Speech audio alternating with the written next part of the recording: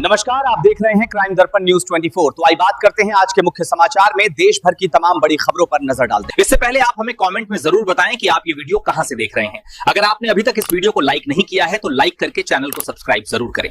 प्रधानमंत्री आवास योजना के अंतर्गत आवास प्लस ऐप के द्वारा 1 करोड़ लाभार्थियों की पात्रता का सत्यापन किया जाएगा। ग्रामीण विकास मंत्रालय ने यह निर्णय योजना को पारदर्शी बनाने के लिए लिया है। लाभार्थियों की आय और भूमि स्वामित्व जैसे कारकों की जांच की जाएगी ताकि केवल पात्र लोगों को ही योजना का लाभ मिले।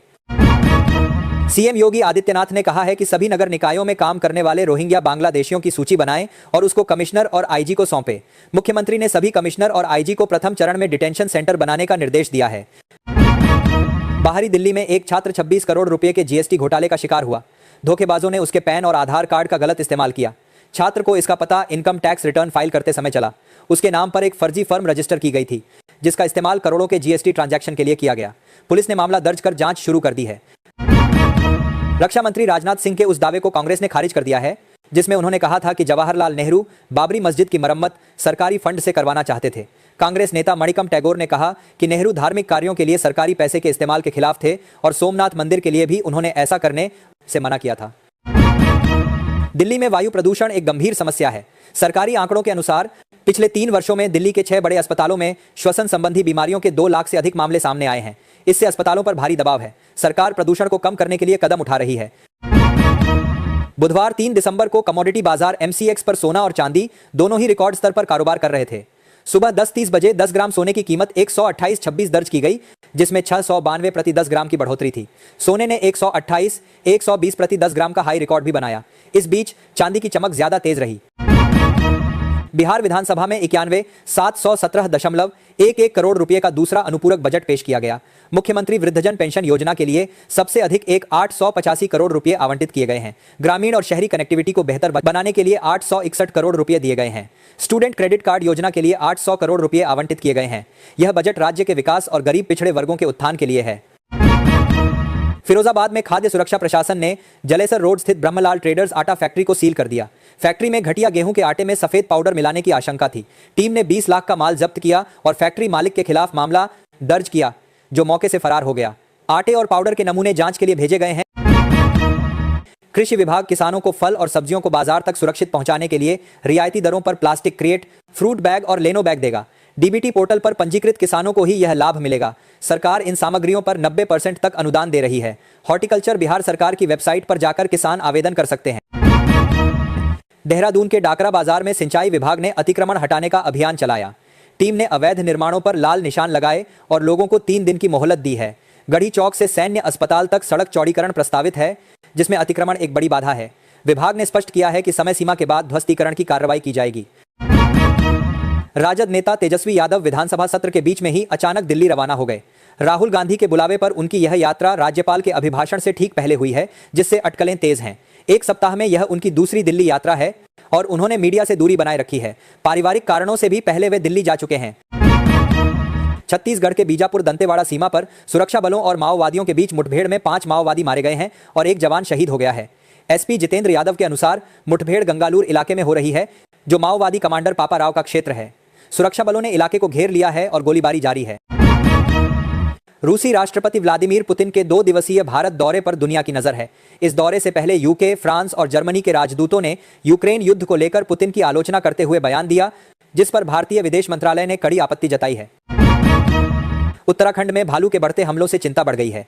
इस साल 5 लोगों की जान गई और 72 घायल हुए हैं। सरकार ने मानव भालू संघर्ष को रोकने के लिए कदम उठाए हैं। भालुओं के व्यवहार का अध्ययन किया जाएगा और घायलों को आर्थिक मदद दी जाएगी। गांवों में कचरा प्रबंधन सुधारा जाएगा और बियर स्प्रे का उपयोग किया जाएगा।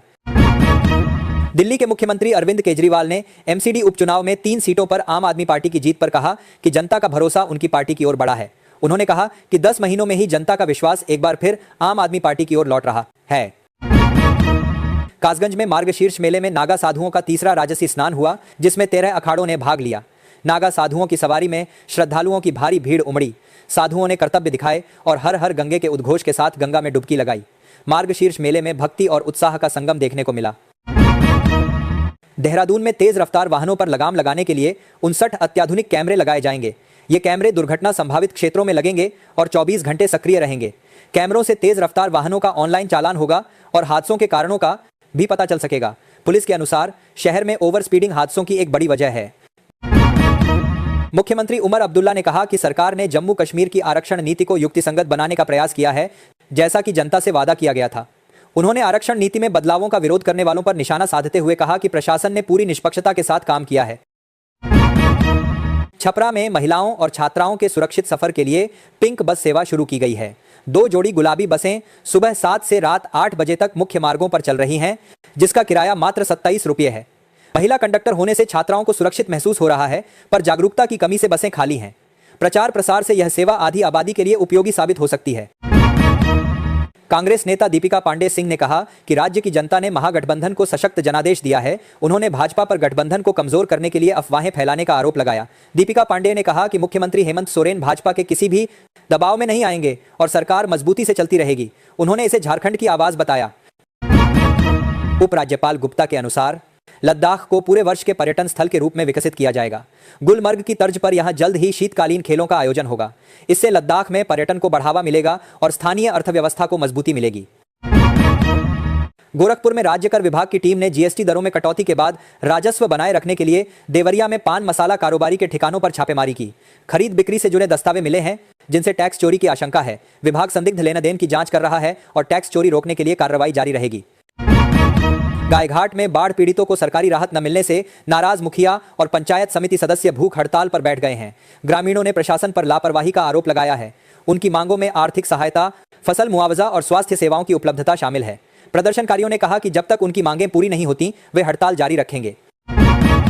बुधवार को शुरुआती कारोबार में भारतीय रुपया डॉलर के मुकाबले 90.14 के रिकॉर्ड निचले स्तर पर पहुंच गया। FPI outflow, Bharat America trade deal पर स्पष्टता की कमी और पिछले अहम लेवल पर कमजोरी ने रुपये पर दबाव बढ़ाया है। यह लगातार तीसरा दिन है जब रुपये ने रिकॉर्ड निचला स्तर छुआ है, जिससे चिंता बढ़ गई है। हिमाचल प्रदेश पशुपालन विभाग ने सभी जिलों में 500 पशु मित्रों की भर्ती प्रक्रिया शुरू करने के निर्देश दिए हैं। यह भर्ती पशु मित्र नीति 2025 के तहत होगी और 15 फरवरी 2026 तक पूरी की जानी है। पशु मित्रों की तैनाती से दूरदराज के क्षेत्रों में पशुपालकों को प्राथमिक उपचार और रोग नियंत्रण जैसी सेवाएं आसानी से मिलेंगी। इसके साथ ही सरकार ने बिजली मित्र के 1602 पदों के लिए भी भर्ती शुरू कर दी। पटना में देशरत्न डॉक्टर राजेंद्र प्रसाद की 141वीं जयंती मनाई गई। राज्यपाल और मुख्यमंत्री ने उनकी प्रतिमा और समाधि पर पुष्पांजलि अर्पित की। नेताओं ने राष्ट्र निर्माण में उनके योगदान को याद किया। स्वदेशी कंबल आश्रम में साड़ी वितरण हुआ। समारोह में देशभक्ति गीत प्रस्तुत किए गए और उनकी सादगी व राष्ट्र सेवा को सराहा गया। बरेली में मौलाना तौकीर और आजम खान के करीबियों के अवैध निर्माण पर लगातार दूसरे दिन बुलडोजर चला। बरेली विकास प्राधिकरण ने सरफराज के गुड मैरिज हॉल और राशिद के एवाने ए फरहत बारात घर को ध्वस्त किया। उन्होंने बिना अनुमति के निर्माण किया था और नियमों का उल्लंघन किया था। प्राधिकरण ने पहले नोटिस जारी किए थे, लेकिन कोई जवाब नहीं मिलने पर कार्रवाई की गई। कांग्रेस सांसद रेणुका चौधरी संसद में कुत्ता लेकर पहुंचने पर विवादों में घिर गईं। सुरक्षा कर्मियों द्वारा रोकने की कोशिश के बावजूद वह परिसर में कुत्ते को ले गईं। रेणुका ने कहा कि उन्होंने किसी नियम का उल्लंघन नहीं किया और उन्हें कार्रवाई का डर नहीं है। उन्होंने यह भी कहा कि संसद में काटने वाले लोग पहले से मौजूद हैं। उनके इस कृत्य की सत्ता पक्ष ने आलोचना की है। हरियाणा सरकार ने सिरसा में एक मेडिकल स्टोर पर छापा मारकर हजारों अवैध नशीली गोलियां बरामद की। खाद्य एवं औषधि प्रशासन ने पुलिस के साथ मिलकर यह कार्रवाई की। 2 व्यक्तियों को भी गिरफ्तार किया गया है। स्वास्थ्य मंत्री के आदेशानुसार नशा बेचने वालों के खिलाफ यह अभियान चलाया जा रहा है। स्टोर से टेपेंटाडोल और प्रेगाबालिन कैप्सूल जब्त किए गए हैं और आगे की जांच जारी है। दिल्ली को नए साल में 2 नए बस डिपो मिलेंगे। परिवहन विभाग ने परियोजना पर अपडेट दिया है, जिसके अनुसार निर्माण कार्य तेजी से चल रहा है। इन डिपो में आधुनिक सुविधाएं होंगी, जिससे दिल्ली की सार्वजनिक परिवहन प्रणाली बेहतर होगी। मुख्यमंत्री नायब सिंह सैनी ने सदन संदेश पत्रिका का विमोचन किया और कहा कि लोकतंत्र में संवाद महत्वपूर्ण है, जनहित को सर्वोपरि रखना चाहिए। पत्रिका में विधानसभा सत्रों की जानकारी है, जो जनता को सदन की कार्यवाही से अवगत कराएगी। इसका नियमित प्रकाशन किया जाएगा। मुजफ्फरपुर के दिघरा बटलर पथ पर 97 लाख रुपए की लागत से उच्च स्तरीय पुल के अप्रोच पथ का निर्माण होगा। टेंडर प्रक्रिया पूरी हो चुकी है और संवेदक रंजना राकेश को कार्य मिला है। 3 महीने में काम पूरा करने का लक्ष्य है। इस पुल के बनने से दिघरा बटलर रोड पर लगने वाले जाम से मुक्ति मिलेगी और समस्तीपुर से आने वाले वाहनों को शहर में प्रवेश करने में आसानी होगी। कश्मीर के गुरेज सेक्टर में नियंत्रण रेखा के पास जंगल में लगी आग पर 7 दिनों के बाद काबू पाया गया। सेना, वन विभाग और स्थानीय लोगों ने मिलकर रात दिन अभियान चलाया। आग लगने का कारण स्पष्ट नहीं है, लेकिन शुष्क मौसम को जिम्मेदार माना जा रहा है। देश की सबसे बड़ी एयरलाइन इंडिगो में क्रू की कमी के चलते 70 से ज्यादा उड़ानें रद्द कर दी गईं। क्रू सदस्यों की कमी के कई कारण बताए जा रहे हैं, जिनमें कर्मचारियों की छुट्टी और बीमारी जैसे परिचालन संबंधी मुद्दे शामिल हैं। उड़ानें रद्द होने से यात्रियों को काफी परेशानी हुई। हरियाणा के पूर्व मंत्री अनिल विज ने पीएम मोदी के एआई जनरेटेड वीडियो पर कांग्रेस को आड़े हाथों लिया। उन्होंने कहा कि कांग्रेस को पीएम मोदी के वायरल वीडियो से दिक्कत है, जिसमें वे मैं खुद पोस्टर लगाता हूं कह रहे हैं। विज ने कांग्रेस पर विकास और देश की प्रगति से परेशान होने का आरोप लगाया। एआई वीडियो को लेकर सोशल मीडिया पर बहस जारी है। विपक्ष सरकार की आलोचना कर रहा है। वाराणसी में काशी तमिल संगमम के दौरान मुख्यमंत्री की सुरक्षा में चूक हुई। एक युवक चिल्लाते हुए मंच के करीब पहुंच गया, लेकिन सुरक्षा कर्मियों ने उसे पकड़ लिया। मेडिकल जांच में युवक की मानसिक स्थिति ठीक नहीं पाई गई, जिसके बाद उसे अस्पताल भेजा गया। उत्तर प्रदेश के सरकारी कर्मचारियों के लिए साल 2026 में छुट्टियों की सौगात है। 5 दिवसीय कार्य प्रणाली वाले कर्मचारियों को 9 बार 3 दिन का अवकाश मिलेगा, क्योंकि 6 सार्वजनिक छुट्टियां शुक्रवार और 3 सोमवार को पड़ रही हैं। 6 दिवसीय कार्य प्रणाली वालों को भी 6 बार 2 दिन की छुट्टी मिलेगी। मार्च में सबसे अधिक छुट्टियां होंगी। सरकार ने 31 निर्बंधित अवकाश भी घोषित किए हैं। गुरु गोविंद सिंह जयंती की छुट्टी अब 27 दिसंबर 2025 को होगी। गोरखपुर में मतदाता सूची के पुनरीक्षण में 3 लाख से अधिक मतदाताओं के नाम गायब पाए गए हैं, जिससे प्रशासन में हड़कंप मच गया है। जिला निर्वाचन अधिकारी ने तत्काल जांच के आदेश दिए हैं। आशंका है कि बीएलओ की लापरवाही के कारण ऐसा हुआ है और जांच में दोषी पाए जाने पर उनके खिलाफ कार्रवाई की जाएगी।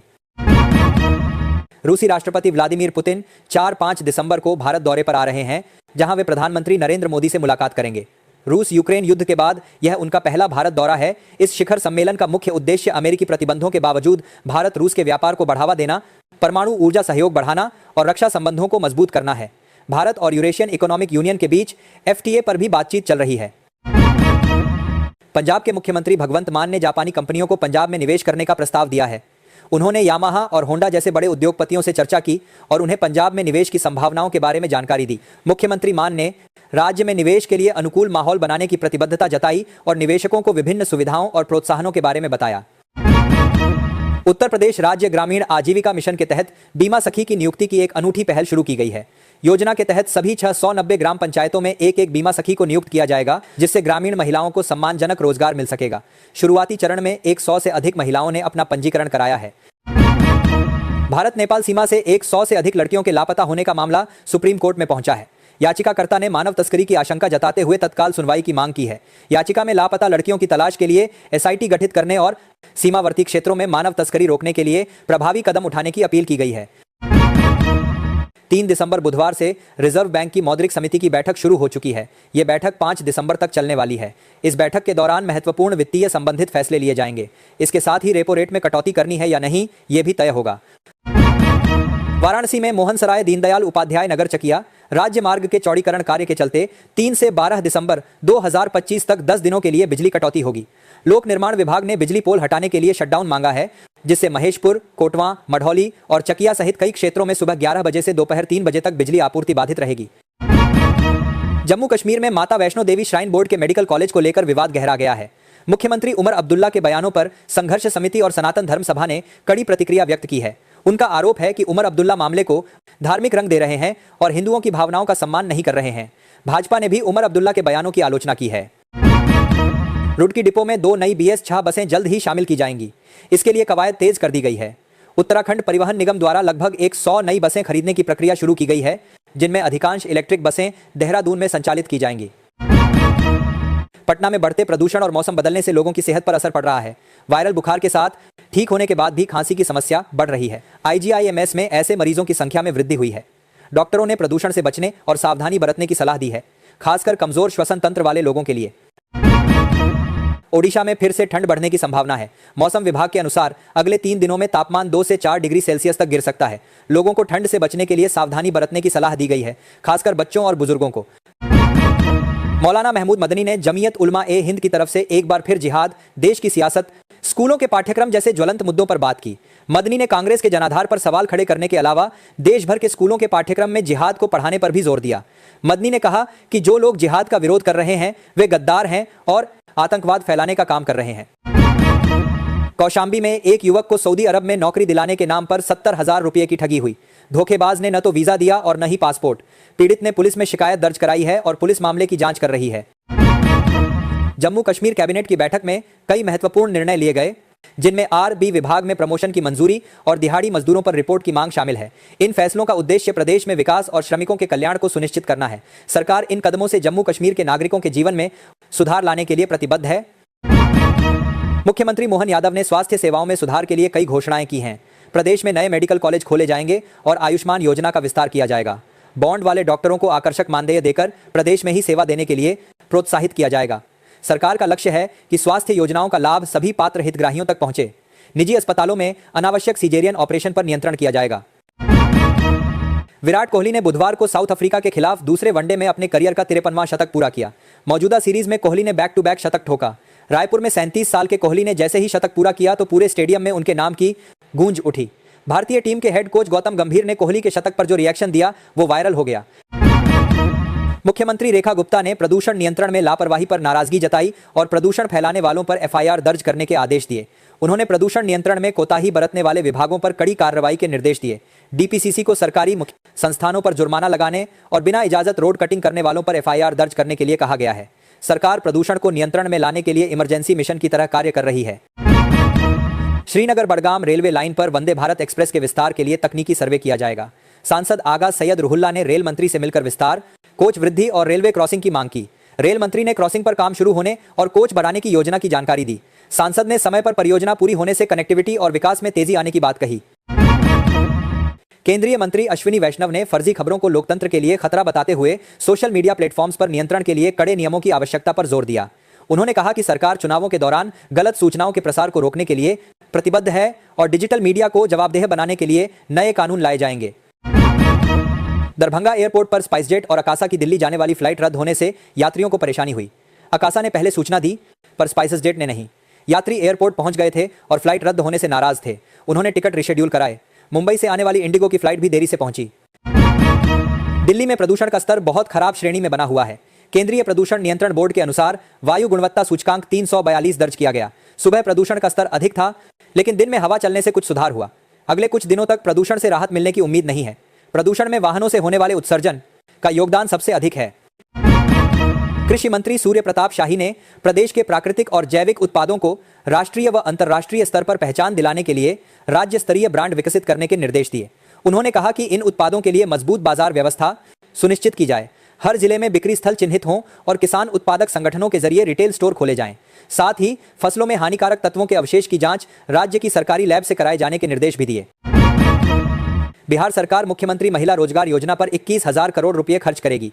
इस योजना का उद्देश्य महिलाओं को रोजगार के अवसर प्रदान करना और उन्हें आत्मनिर्भर बनाना है। महिलाओं को व्यवसाय शुरू करने के लिए वित्तीय सहायता मिलेगी और कौशल विकास प्रशिक्षण भी दिया जाएगा। सरकार का लक्ष्य है कि इस योजना के माध्यम से बड़ी संख्या में महिलाओं को रोजगार मिल सके। केंद्रीय गृह मंत्री अमित शाह ने कर्नाटक में सहकारी क्षेत्र के विकास के लिए 4,000 करोड़ रुपए से अधिक की राशि आवंटित की है। इस पहल का उद्देश्य सहकारी समितियों को मजबूत करना और किसानों को सशक्त बनाना है। सरकार सहकारी समितियों के माध्यम से ग्रामीण अर्थव्यवस्था को बढ़ावा देने के लिए प्रतिबद्ध है, जिससे किसानों को बेहतर ऋण सुविधाएं और बाजार